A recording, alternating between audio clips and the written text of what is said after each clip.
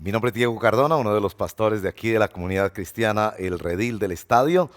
Estamos emitiendo este servicio precisamente en el momento en que simultáneamente en la sede de nuestra iglesia, aquí en el Redil del Estadio, estamos teniendo reuniones presenciales. Así que la iglesia está caminando en una nueva realidad de presencialidad, de congregación, donde todos los que podemos ir nos gozamos con todas estas medidas que ya conocemos de bioseguridad, nos podemos congregar. Pero también allí en casa tú estás acompañándonos en este día domingo, Día del Señor, o durante la semana cuando ves esta emisión. Muchas gracias por acompañarnos. Te saludamos especialmente en el nombre del Señor. Ya en este servicio donde hemos adorado al Señor, hemos enriquecido nuestras vidas escuchando los testimonios, ofrendando, sirviendo, sintiéndonos y siendo parte del pueblo de Dios que proclama la palabra de Dios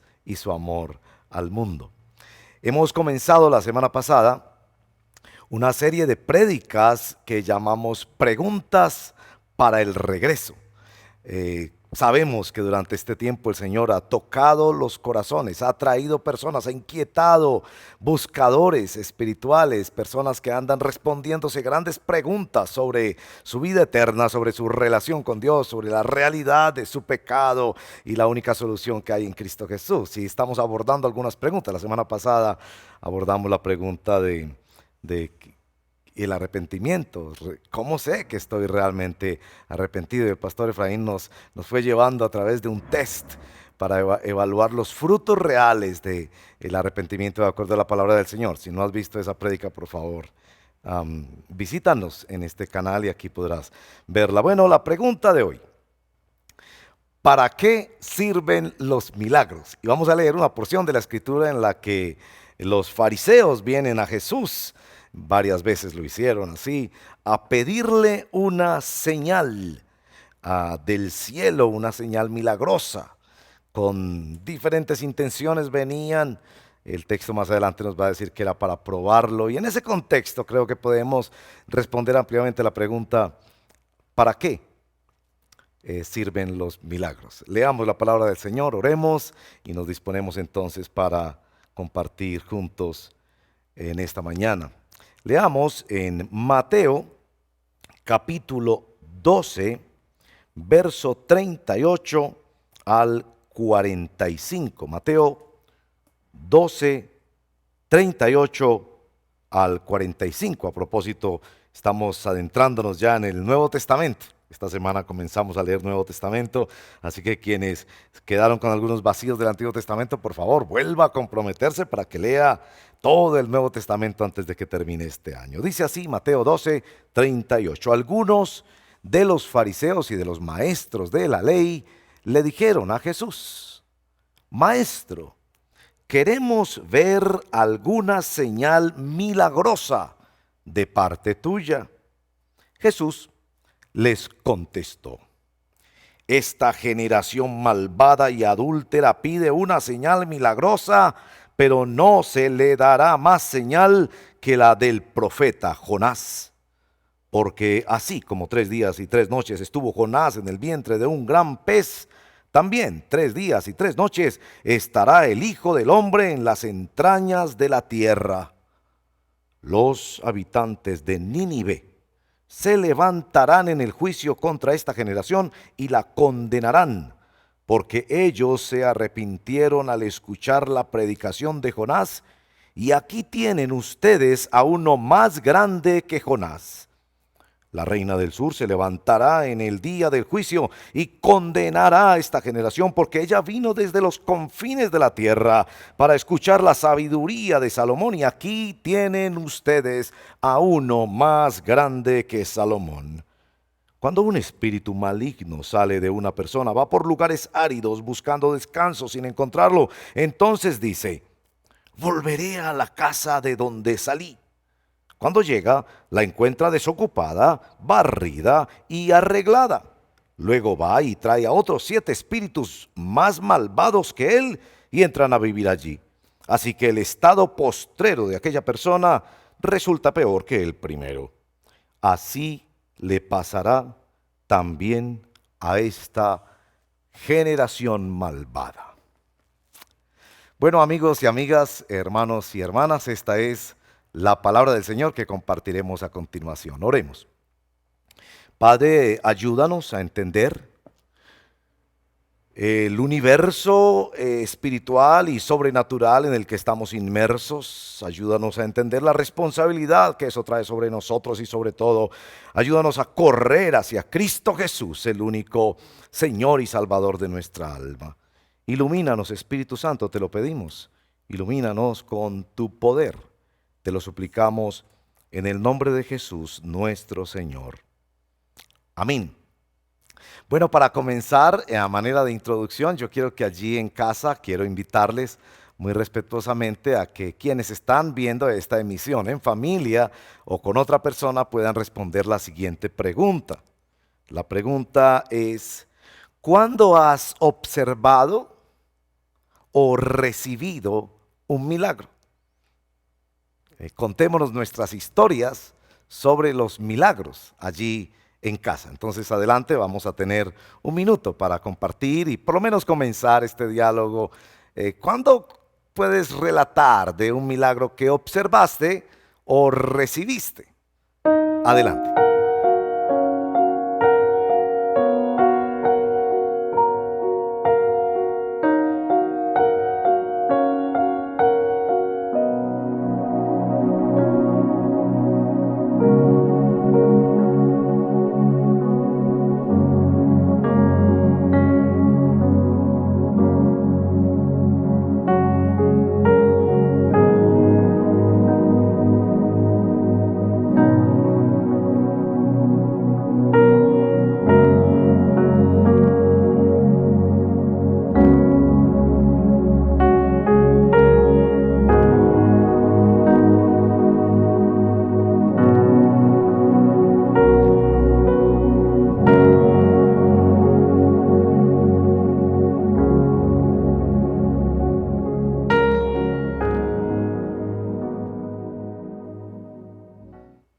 Bueno, muchas gracias por tu participación en casa respondiendo esta pregunta. La verdad lo aprecio mucho porque nos ayuda a sintonizarnos un poco con este texto de la Escritura, pero con la realidad de la pregunta que nos planteamos. ¿Para qué sirven los milagros? Y bueno, nos relatamos en los hogares. Y saben que es muy bello también cuando empezamos a contar nuestra historia a partir de esas intervenciones sobrenaturales de Dios, cosas que la ciencia no explica y que nosotros no tenemos más que decir, fue la pura soberanía y misericordia y bondad de Dios socorriendo y ayudando y atrayéndonos a Él de maneras excepcionales. Así que muy bonito que podamos compartir en casa. Bueno, yo quiero comenzar en esta introducción diciendo que tengo cierta experiencia como de una dicotomía, algunos podrían pensar una ambivalencia con respecto a los milagros.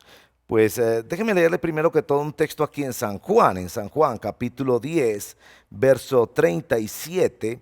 El Señor les dice que evidentemente los milagros señalan a la persona y a la obra de nuestro Salvador, que debemos estar atentos a mirar lo que Él y solo Él puede hacer. Verso 38 dice, pero si las hago, si hago estas obras que mi Padre me ha encomendado, dice Jesús, aunque no me crean a mí, crean a mis obras para que sepan y entiendan que el Padre está en mí y que yo estoy en el Padre.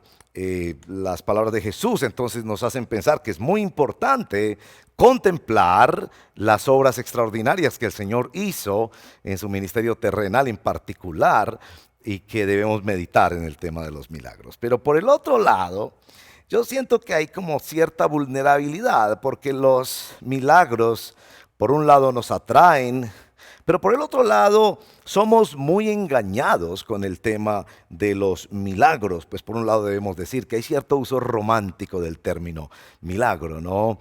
Que, por ejemplo, que cuando ves un bebé, o en algunas postales dicen cuando ves un amanecer y ves un milagro, entonces allí estás contemplando. Y por supuesto es una obra extraordinaria del Señor, pero dado que es una obra que pasa todos los días, no estaría tanto en la categoría de un milagro. Por supuesto, tenemos el tema de que nosotros vivimos esta autosugestión y podemos caer también en el tema de que el mismo comercio usa estas expresiones como el milagro de la papaya. Y con esto se quiere decir que se han descubierto algunas facultades o componentes químicos en esta fruta maravillosa y que desconocíamos. Entonces se usa la palabra milagro en una forma, pero quizás donde más nos preocupa es cuando en el mismo ambiente religioso se manipula anunciando milagros, prometiendo milagros y digamos de verdad falsificando aún los milagros. Yo muchas veces me pregunto si estos señores que hacen publicidad con sus milagros y hacen cultos de milagros,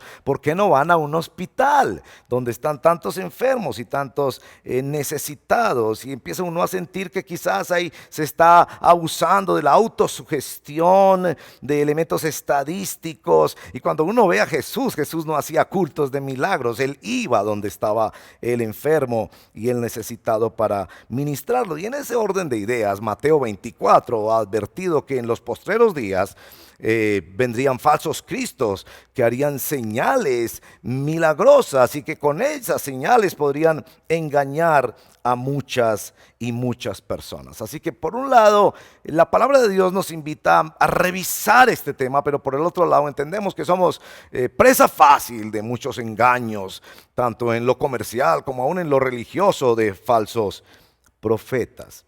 En Hechos capítulo 22, y quiero leer ese texto con ustedes más de una vez en esta exposición. En Hechos capítulo 2, verso 22, cuando Pedro se está dirigiendo a la multitud, allí en el primer sermón cristiano, digámoslo así, el primer sermón de la iglesia cristiana, Pedro tiene estas palabras: pueblo de Israel, escuchen esto. Jesús de Nazaret fue un hombre acreditado por Dios ante ustedes. Noten esa frase, acreditado por Dios ante ustedes, con milagros, señales y prodigios. Y allí están las tres palabras que usa el Nuevo Testamento para hablar de estas señales milagrosas que deben sorprendernos, los cuales realizó entre ustedes. Por medio de él Dios las realizó, como ustedes bien lo saben. Este texto maravilloso del libro de los Hechos nos hace pensar que sí debemos examinar el tema. No sé si ustedes han notado en la lectura que llevamos de la Biblia hasta ahora que hay diversidad en este tema de los milagros. Por ejemplo, ustedes van a encontrar que en los profetas menores casi ninguno de ellos era usado por Dios para realizar milagros. Su mensaje era poderoso, pero no había esas manifestaciones. Por el contrario, mirarán otros profetas anteriores como Elías y Eliseo, donde habían muchas manifestaciones, o en el caso de Moisés, pero en el caso de Abraham no muchos. No, le dio un hijo en la vejez. En el caso de David no muchos. Quizás Dios le protegió y le guardó en la guerra. Pero una cosa que se va a notar muy clara en la Biblia, pero también en toda la historia, es que en ningún otro ha habido tal concentración, tal volumen de milagros como en nuestro Señor Jesucristo. Caminó sobre el agua, multiplicó el pan, echó fuera a los demonios, resucitó los muertos, calmó las tempestades, sanó ciegos, sordos, paralíticos. Nuestro Señor tenía en su vida un cúmulo de prodigios y milagros, que por eso nos dice Pedro en esta primera predicación que fue acreditado por Dios como el Hijo de Dios, el señalado por Dios como el Mesías, como el mensajero verdadero que nos llevaría a Dios. Así que sí hacemos bien en meditar en estos textos y leer una escritura que comienza precisamente con fariseos que estaban buscando cómo encontrarle la caída a Jesús y le pidieron una señal milagrosa. Quizás usted le pide al Señor también una señal milagrosa. Quizás está precisamente considerando alguna necesidad familiar, personal, laboral, en la que usted está pidiéndole al Señor esto, y es fundamental que usted entienda para qué sirven los milagros. Vamos a responder esta pregunta con tres respuestas. La primera respuesta: los milagros están allí para que sepas que tienes una relación sobrenatural con Dios. Los milagros están ahí para que sepas que tienes una relación sobrenatural con Dios. El contexto de este episodio en el que los fariseos vienen a pedirle al Señor una señal milagrosa es muy interesante. Precisamente el evento anterior, relatado no solo por Mateo, es cuando Jesús ha liberado a un endemoniado. Y los fariseos vienen a murmurar que Jesús ha hecho esa liberación, no por el poder de Dios, sino por el poder de Belcebú. Eso lo mirarán en el capítulo 12, ahí atrásito, verso 24. Pero en el verso 28, el Señor les dice que Él expulsa a los demonios por medio del Espíritu de Dios y que esto significa que el reino de Dios ha llegado y está en medio de ustedes. Los milagros quiebran la cosmovisión naturalista. Hay tres formas de cosmovisión en lo que podemos entender: la cosmovisión naturalista, la cosmovisión espiritista o animista y la cosmovisión cristiana. La cosmovisión naturalista básicamente dice que el universo está encerrado en unas leyes naturales y no hay nada que no pueda tener alguna explicación. En otras palabras, que no existen los milagros. En el siglo XIX la ciencia declaró que ya no existirían los milagros porque los milagros eran la explicación que daban comunidades o sociedades precientíficas. Muchos comentarios al respecto de eso, pero cuando aparece un milagro que la ciencia no puede explicar, se le está diciendo a la humanidad es que no todo lo que el hombre vive, no toda la realidad es explicable o es visible o se puede someter a las leyes o los principios de un laboratorio donde puede ser repetido.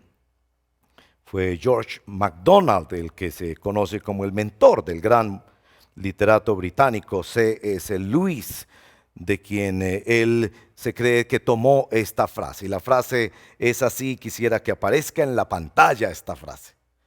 MacDonald, según dicen, decía: no le digas a un niño que tiene un alma. No le enseñes a un niño que tiene un alma. Dile que es un alma que tiene un cuerpo. Los milagros existen para mostrarnos que nosotros estamos inmersos en una realidad sobrenatural. Y para eso es necesario hacer alguna diferenciación en la terminología de los milagros. Perdónenme ser un poco técnico en esta presentación un poco más larga de la prédica, porque en la presencialidad las predicaciones son un poco más breves, pero permítame ser un poco más técnico en esta definición. Providencia es el cuidado de Dios sobre su creación para asegurar mediante su cuidado que Dios llevará las cosas a el fin que Él quiere para su gloria y para el bien de su pueblo.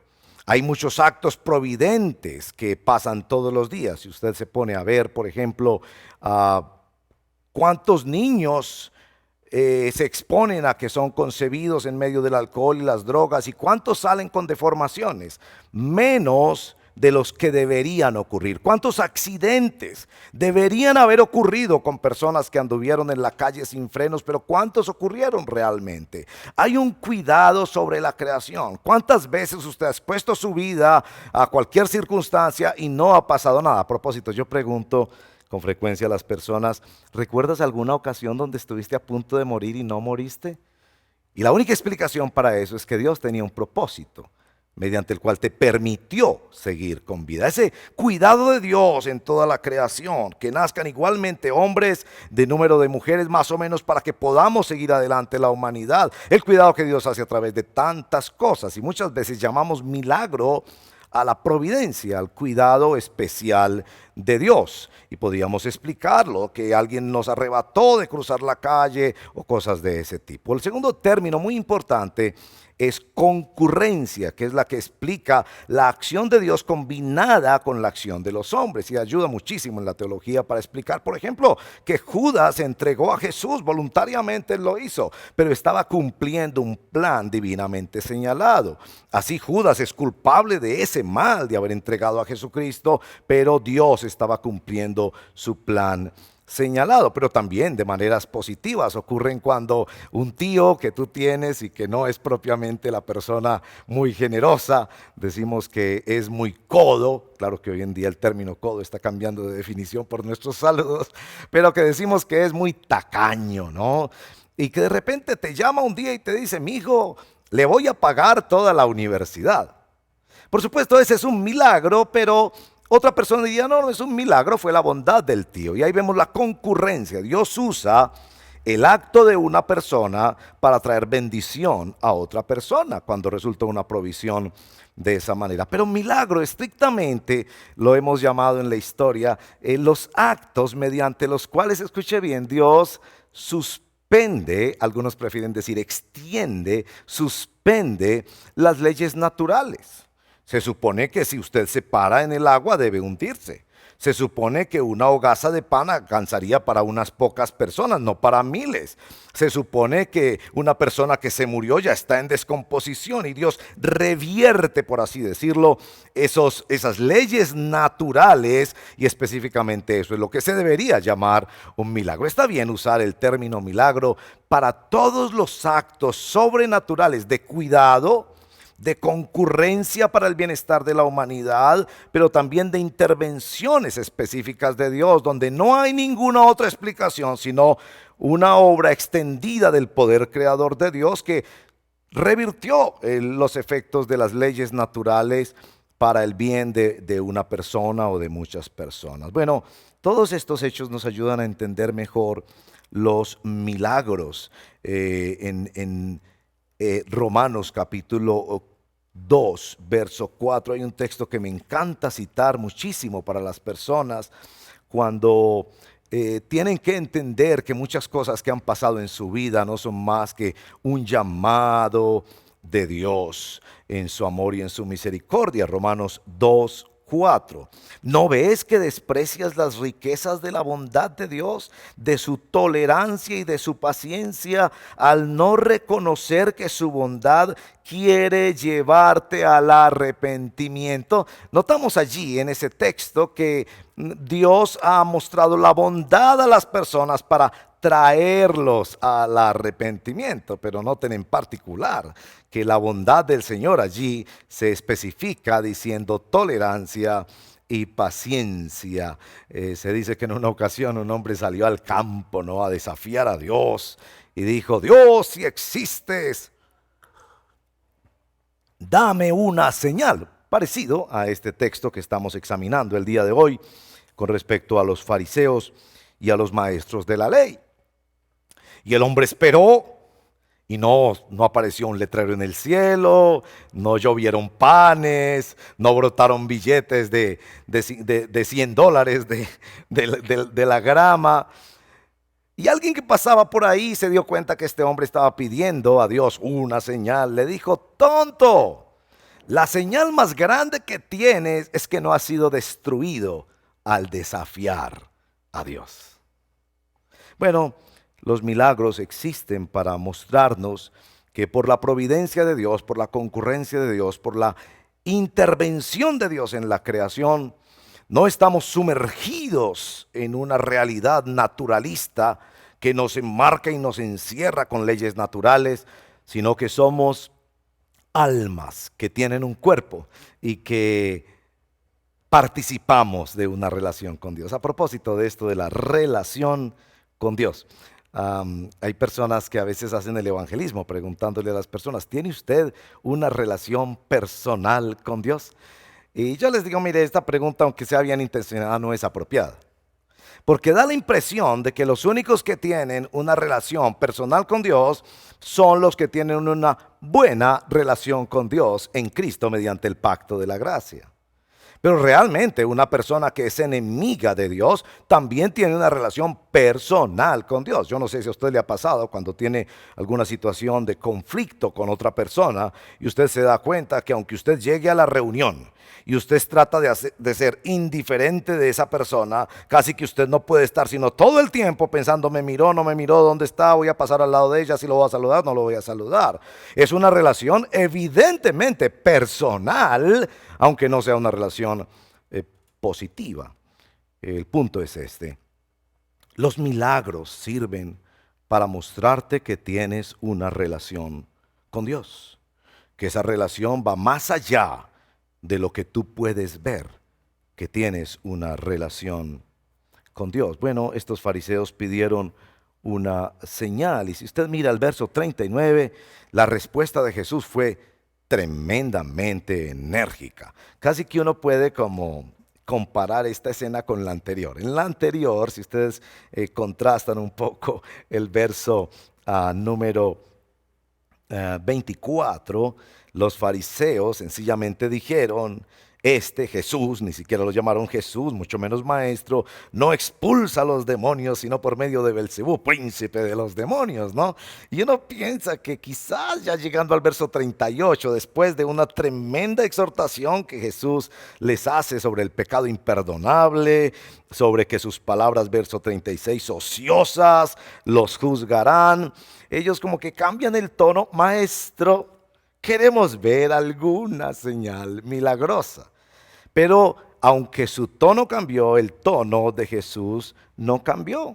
Esta generación malvada y adúltera, verso 39. Y si vamos al capítulo 16, verso primero, van a notar que los fariseos realmente venían buscándole la caída a Jesús. 16:1. Los fariseos y los saduceos se acercaron a Jesús y para ponerlo a prueba le pidieron que les mostrara una señal del cielo. Aquí tenemos a estos personajes que están pidiendo señales, pero las están pidiendo como quien le tira una cascarita a Jesús a ver si cae. Uno se imagina que si Jesús hubiera concedido la señal que ellos querían, ellos hubieran objetado alguna cosa. Eso es ilusionismo, eso es autosugestión, eso no es realmente un milagro, qué sé yo. Ellos querían ser quienes acreditaban a Jesús, quienes chequeaban la hoja de vida de Jesús, y por eso la respuesta de Jesús es muy enérgica. ¿Qué nos lleva a esto? La segunda respuesta a nuestra pregunta, ¿para qué sirven los milagros?, es esta: para que tengas una actitud correcta ante Dios.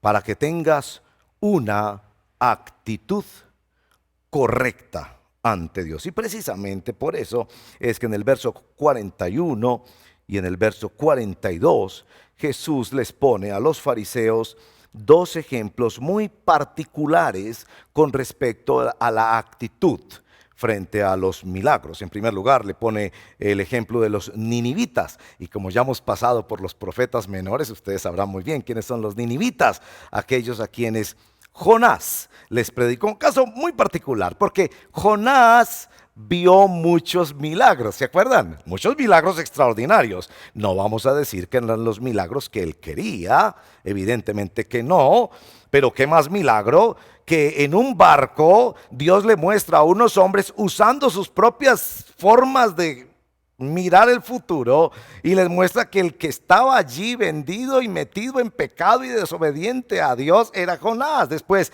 le tiran al mar y Jonás no se muere, se lo traga un gran pez. A propósito, cuando se escucha la explicación de que ya hay estos animales gigantescos marinos y que entonces ahora hay explicaciones para el milagro de Jonás, miren, no necesitamos explicaciones para el milagro de Jonás. Es que un milagro no tiene explicación. Un milagro, de hecho, no se puede planear, porque si tuviera explicaciones y se pudiera planear, pues no sería un milagro.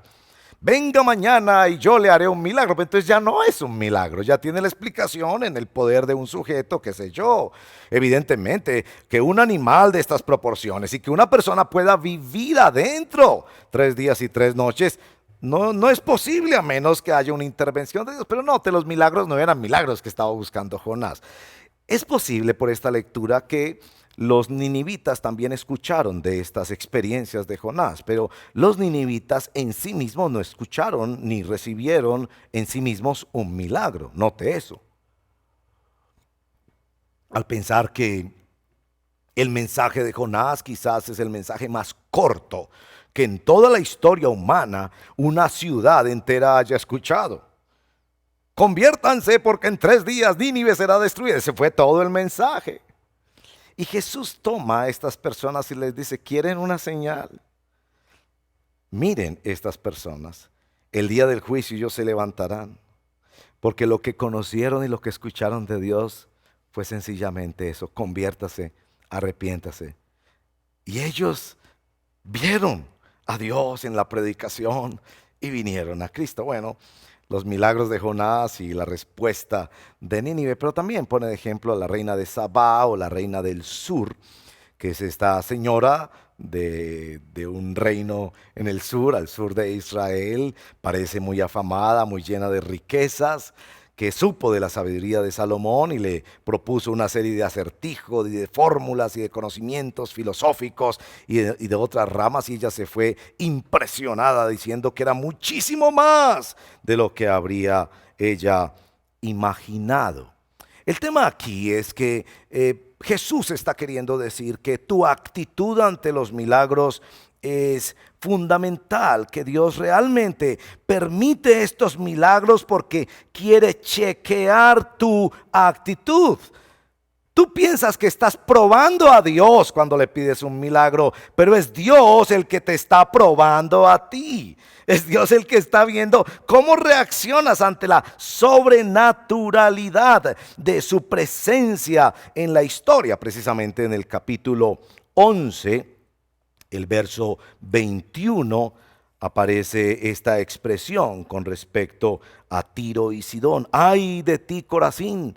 ¡Ay de ti, Betsaida! Si se hubiera hecho en Tiro y en Sidón los milagros que se hicieron en medio de ustedes, ya hace tiempo que se habrían arrepentido con muchos lamentos. Tal vez no habías notado esto, pero los milagros existen para llevarte al arrepentimiento. Algunos piensan que los milagros existen para que Dios se convierta en un proveedor de servicios, como en una máquina gigantesca que hace las cosas que yo quiero que Él haga, pero no es así. Cuando Él quiere, como Él quiere, manifestarse a través de su providencia, de la concurrencia o de los milagros, Dios lo hace para atraerte a ti en arrepentimiento. Y bueno, es necesario que volvamos a leer Romanos 2:4. Es que me encanta tanto este texto de Romanos 2:4. ¿No ves que desprecias las riquezas de la bondad de Dios, de su tolerancia y de su paciencia, al no reconocer que su bondad quiere llevarte al arrepentimiento? Es maravilloso esto, que los milagros están ahí para formar un nuevo corazón, una nueva actitud hacia Dios. Bueno, el texto anterior es vehemente en ese asunto. Les decía que en el texto anterior los mismos fariseos estaban acusando a Jesús de que el poder que emanaba de él para la liberación era un poder demoníaco, y él les dice, eso es imposible, que un reino esté dividido y se ataque a sí mismo. Y entonces también de dónde sacan el poder esos exorcistas ambulantes que habían en medio de los judíos. Y Jesús les hace esta reconvención tan solemne, porque es impresionante, ¿no? Cuando él les dice que ese pecado no tendrá perdón. El verso 32, que es famoso texto del pecado imperdonable, y es muy fácil de entender que no se refiere a pecados morales o de este tipo, sino que se refiere a adjudicar el poder de Dios al mismísimo demonio, porque crea un contrasentido. La persona se excluye de la posibilidad si piensa que quien le está llamando mediante este milagro es el demonio, pues se hace imposible entonces el perdón y la seriedad con la que el Señor trata el tema del Espíritu Santo en esto. Y por eso en el verso 36 les decía, les habla de la palabra ociosa. Yo les digo que en el día del juicio todos tendrán que dar cuenta de toda palabra ociosa que hayan pronunciado. Es serio este compromiso que el Señor pide cuando Él se manifiesta. Ahora, entienden un poco por qué les pedía que en casa tuvieran la oportunidad de pensar por un momento cuando han visto milagros o percibido acciones sobrenaturales de Dios. Hice ese ejercicio en estos días en una visita con mis padres. Les pregunté, cuéntenme qué milagros han visto en su vida. Y fue una linda conversación que ayudó mucho a recordar cosas preciosas de lo que el Señor ha hecho en nuestra vida. Los milagros existen para que sepas que tienes una relación sobrenatural con Dios, pero también para que tengas la actitud de arrepentimiento correcta ante Dios. Bueno, la tercera respuesta a nuestra pregunta: ¿para qué existen los milagros?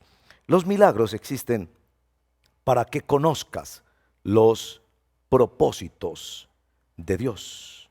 En el capítulo 12 de nuestro texto, la respuesta de Jesús a la petición de los fariseos es no. Ya podríamos elaborar mucha teología desde allí. Que Dios en su infinito poder y sabiduría, a veces cuando le pedimos un milagro, Él dice no. Y no deja de ser Dios y Señor soberano por eso, sino que precisamente así lo afirma. Pero les dice que no les dará, verso número 39, que no les dará más señal que la del profeta Jonás, que no les dará más señal que la del profeta Jonás. Hemos de entender a qué señal se refiere en el verso número 40. Y es muy interesante observar esto porque señala dos momentos de la historia. En primer lugar, señala efectivamente el milagro que se hizo en la vida de un profeta, aunque él no lo quería, de estar en una ballena 3 días y 3 noches. Yo no creo que usted pide ese milagro, pero Dios lo hizo para manifestar su poder y el hecho de que su profeta no podría escapar de predicar mensaje de salvación en Nínive. Pero también anuncia con esto un milagro futuro. Realmente el milagro más grande de toda la humanidad es el milagro de nuestro Señor Jesucristo, presente, que vino en la Navidad con una vida perfecta y pura y de mayor beneficio para toda la humanidad, su muerte y específicamente su resurrección. Hay aquí algo como en este texto como de cierta expresión de sarcasmo. Aquí están los fariseos frente a Dios hecho hombre y pidiéndole un milagro. Es como si se nos presentara Rembrandt y le dijéramos, hágame un dibujito para creerle que usted es Rembrandt. Hay cierta denuncia de esa actitud perversa de quien quiere controlar a Dios y darle crédito a Dios con el chequeo de su hoja de vida. Pero sin duda está señalando este milagro a la obra todo suficiente de nuestro Señor Jesucristo. Está señalando sin duda a la resurrección del Señor Jesucristo cuando estuvo sepultado 3 días y 3 noches, y allí hay un pequeño debate sobre los 3 días y las 3 noches, porque tocó 3 días pero no tocó 3 noches, y la explicación para eso no es tan compleja cuando entendemos que en la forma de medir el tiempo entre los judíos se hablaba de totalidades, y para hablar de totalidades, de que tocó 3 días, se menciona 3 días y 3 noches. Los 3 días fueron tocados por nuestro Señor en la tumba, y así se cumplió la profecía, y así se levantó nuestro Señor victorioso. Entonces, los milagros existen también para señalar el propósito que Dios tiene. Es eso lo que es un milagro. Un milagro es una señal. Es decir, que un milagro no nos lleva a creer en los milagros. Un milagro nos lleva a creer en otro, en el Señor Jesucristo. Pero no solo en los hechos pasados del Señor Jesucristo, sino como en este caso, en los hechos futuros del Señor Jesucristo. Déjenme mostrarles también en Romanos capítulo 8, verso 18, un texto precioso de San Pablo en esta monumental carta a los Romanos 8, 18. De hecho, considero que en nada se comparan los sufrimientos actuales con la gloria que habrá de revelarse en nosotros, en las palabras del evangelista Juan, cosas mayores. En la descripción del discipulado de los tesalonicenses, en la primera carta, capítulo 1, verso 10, esperar desde el cielo al Señor Jesucristo. Porque cuando dejamos que los milagros de la resurrección de nuestro Señor Jesucristo y su vida perfecta nos señalen a Cristo Jesús, nos están llevando a la fe de quien nos llevará a una historia futura, a una eternidad de milagros. Hermanos y hermanas, el cielo se podría definir como un milagro sin fin. Lo que Jesús hace al decir que está inaugurando el reino de los cielos es decirnos que nos está dando solo un mostrario. Cuando caminó sobre el agua, cuando multiplicó el pan, cuando echó fuera el demonio, cuando resucitó al muerto, estaba dándonos nada más un mostrario de los poderes del siglo venidero. Así que el propósito de los milagros es llevarnos a creer en Cristo y a saber que lo mejor está por venir, y que si comparamos las cosas que sufrimos aquí y ahora, como dice San Pablo en su epístola de Romanos 8, 18, le sufrimos por persecuciones en nombre de Cristo, o por cualquier cosa, enfermedades, no son en nada comparables con aquella realidad gloriosa, milagrosa, sobrenatural, donde no hay enfermedad, injusticia, tristeza, dolor, ni aflicción, el futuro glorioso de los hijos de Dios. Bueno, concluyamos primero repasando las tres respuestas. ¿Para qué sirven los milagros? Para que sepas que tienes una relación sobrenatural con Dios. Los milagros existen también para que tengas una actitud correcta ante Dios. Y los milagros existen también para que conozcas los propósitos de Dios en Cristo Jesús. El objetivo de los milagros no es que creamos en los milagros, sino en el Señor Jesucristo. Ya notaron, a modo de conclusión, que hay una relación entre milagro y arrepentimiento. Que el mismo texto de Romanos 2:4 nos dice: ¿no ves que su bondad, su misma paciencia, que es el mayor de los milagros, que sigamos con vida y nos dé la oportunidad de venir a Él, que eso te guía al arrepentimiento? Cuando creemos en Dios y es una fe verdadera, eso nos debe llevar al arrepentimiento. Porque nos damos cuenta que somos responsables ante un Dios soberano, creador del cielo y de la tierra, que nos ha dado a su Hijo Jesucristo y que nos invita a una relación de salvación y de santificación en Él. Pero también cuando vivimos el arrepentimiento verdadero, eso nos lleva a la fe. Hay un diálogo, como si fueran las dos caras de la misma moneda, arrepentimiento y fe. La verdadera fe lleva al arrepentimiento, el verdadero arrepentimiento lleva a la fe, a una confianza que vamos hacia un futuro glorioso con Cristo Jesús y esperamos ansiosamente su venida. Cree en el Señor Jesucristo. Y bueno, por eso nuestro texto termina como termina. Algunos preguntarán por qué el texto termina con esta parábola de Jesús, y esa es la mejor ilustración para terminar este episodio en la vida de Jesús. Una parábola, Él cuenta la parábola de un endemoniado que ha sido liberado. Precisamente venía de esa escena en el texto anterior.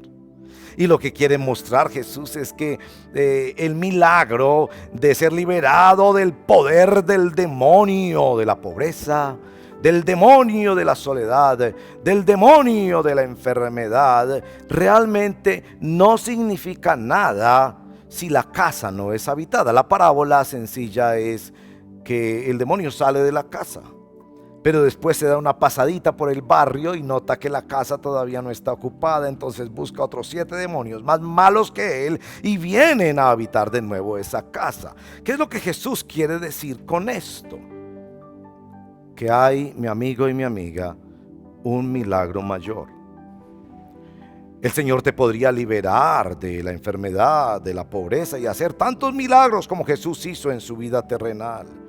Pero esos milagros no significarían nada. Por el contrario, si Jesús no viniera a vivir en esa casa, sería peor para esa persona. ¿Te has puesto a pensar en eso?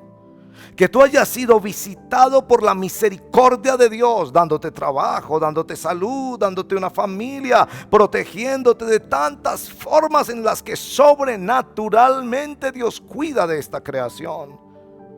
Pero no teniendo a Cristo como el Señor de tu vida, como quien habita esa casa mediante el arrepentimiento y la fe por el poder del Espíritu Santo. Y Jesús lo que quiere decir, eso es peor.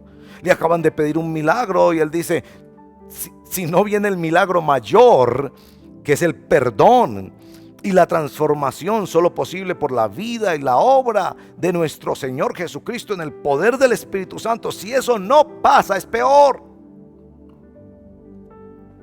Y con eso te llamo a que vengas a Cristo Jesús. Ven a Cristo Jesús. Ríndete a Él. Pídele el milagro mayor. Suplícalo de rodillas. El milagro de su presencia en tu vida como tu Señor y tu Salvador para siempre. Y si tú ya has tomado esa decisión, pero caminas observando cosas en tu vida que no se corresponden al Evangelio y a la gracia de Dios, ven a Cristo Jesús para la santificación de tu vida. Ven también en arrepentimiento y fe, porque no hay nada en este mundo que te esté estorbando, ningún pecado que te esté esclavizando y dando cualquier tipo de placer que sea superior a la gloria milagrosa, sobrenatural y extraordinaria a la que Él lleva a sus hijos y a sus hijas. Ven al Señor Jesucristo. Oremos. Padre, gracias por la oportunidad que tenemos de leer este texto de tu santa palabra. Gracias, Padre, porque podemos ver tu anhelo de bendecir a la humanidad, pero de bendecirla con el milagro mayor. Todos los seres humanos hemos sido beneficiarios de obras sobrenaturales que tú has hecho a nuestro favor. A veces somos conscientes de ello, a veces no.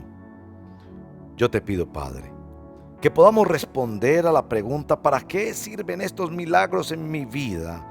Diciendo, sirven para darme cuenta de que estoy inmerso en un mundo sobrenatural de Dios y que tengo una responsabilidad de arrepentirme y venir a Cristo para una vida eterna, gloriosa de bendición. Y caminar con Jesucristo dejando que Él habite en mi vida cada día. Que así sea, Padre, por el poder del Espíritu Santo, en el nombre poderoso de Jesús y para alabanza tuya, amado Padre.